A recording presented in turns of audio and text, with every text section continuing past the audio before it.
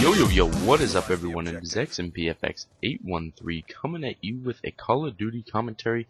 This is probably going to be one of the last Call of Duty commentaries for Black Ops that you see from my channel. And right here when AFK, I think I was finishing up Candy Crush or something, because I'm a real gamer. Real gamers play Candy Crush, homie. Anyway, so what I really wanted to talk about in this video, since it's Topic Tuesday, is I got asked what my thoughts are on Ghost, and what do I think Ghost is going to be, what's going to be going on in Ghost, what's going to be good about it, what's going to be bad. And I'm really, I'm excited for it, but the things that excite me also concern me a little bit.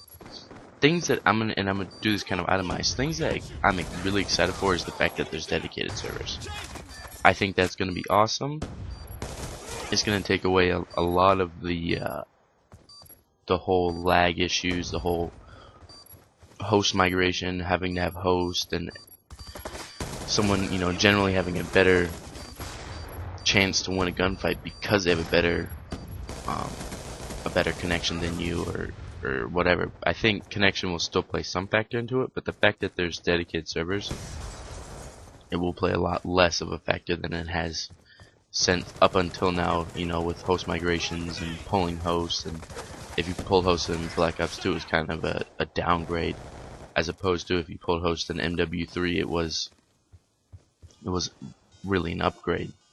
I really think the customization is cool, but that leads into some other things that I want to talk about later on in this that might also concern me at the same time. I'm really excited for Levolution. I think it's going to be awesome. I think it'll, if you can't get past a certain point and your team's getting trapped or something, and they just have everything locked down. We haven't seen how the maps flow yet or played them and know how they flow, but what I'm legitimately excited for is the fact that with this Levolution you can,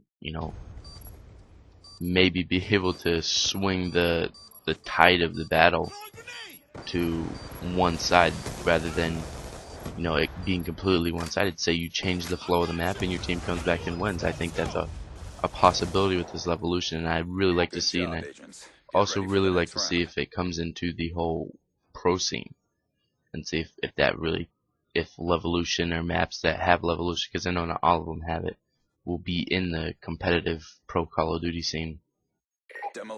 But there's another thing that I find really interesting is the KEM. It's like the Moab, kills everyone else. It doesn't kill you or your teammates. And also on some maps, it'll change the map actually. It'll make it into like a wasteland, like a bomb really just hit where you are playing. And I think that's really awesome.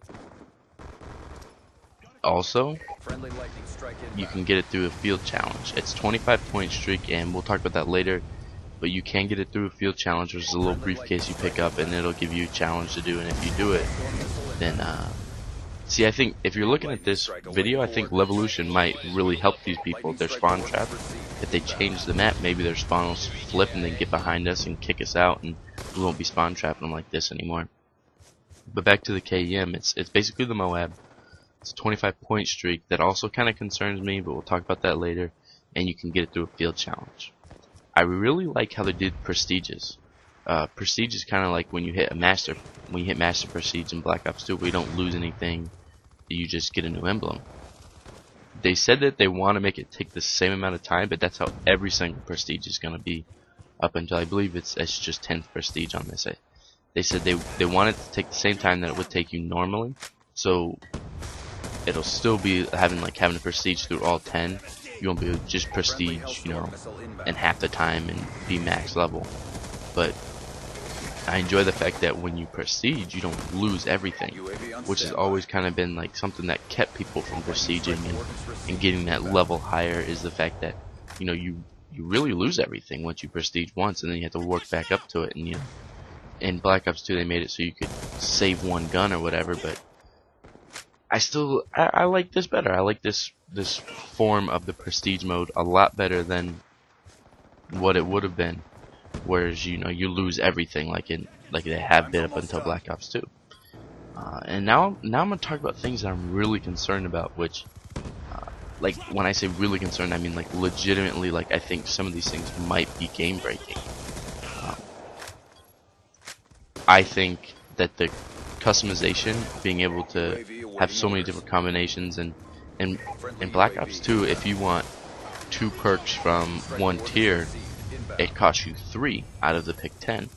But with the fact that, you know, it's not pick 10 and it won't cost you 3 anymore, you know, people could be running, like, Assassin Pro and MW3 made UAVs useless in that, and that was really kind of annoying, because everyone on my team runs UAV because, you know, it helps you get kills. It helps you get, you know where they are. I'm really worried that so many people will be running things that, you know, air support and kill streaks, and it'll pretty much be useless, because there really might not be a balance between whether or not you're able to, you know, not use Assassin Pro. And I think a lot of these things will lead to patches early on in the game, but I'm worried that a lot of these things will make it so that it's extremely unbalanced, and I'm just really concerned about that, because balance is a big issue, as far as gun balance, perk balance, not being able to be a superhuman. I know there was specialists in Modern Warfare 3, but you had to work for that. It wasn't just given to you right off the bat. And then, but besides that, that's really like the only game-breaking things I see. Actually, another game-breaking thing I see is if you're the woman character and they make the woman character shorter or smaller, or skinnier, more petite, and your hitbox is smaller. I think that would be unfair, and if that happens, you'll see a lot of woman characters running around Call of Duty, as opposed to, you know, women characters actually being women, because why not take an advantage? Why would you choose to not have an advantage in the game? You know, if that happens, I'll definitely be running as a female, and I'll put it out on my channel and say, hey, everyone, just run as a female. Your hitbox is smaller, you're less likely to get killed. And that's something, you know, that they have to take into account when they make this game, and they make the fact that there is so much customization. Another thing I really don't like is the fact that they're trying to sell a dog and a fish, and fish that swim away from you. Number one, I don't like the dog, because the dog's gonna get killed in campaign. I'm calling it right now, and I love dogs. I'm gonna end up like super pissed off that the dog cried, or the dog died. I'm just gonna be really pissed off that they put a dog in the game and killed it. And fish, like fish that swim away, really, is that what you have to sell your game on? Like that just doesn't seem, you know, like a good salesman tactic. Their marketing team, they're trying to push fish that swim away from you, needs to maybe learn to do their job a little better. And the KEM, if it's a 25-point streak, you know, is capping flags gonna get you points towards that? Is capping flags gonna make it so that you get your nuke or Moab or whatever you want to call it? Because I don't think that would be good. I think it would make it too easy to get for bad players. And so the game's wrapping up. Those are really my main concerns, and what I really like about Ghost. And I'm really excited. The more closer it gets to the Ghost coming out, I'm getting more excited, and I'm ready to just play this game and get at it and produce more content. But that's it. So I'll see y'all.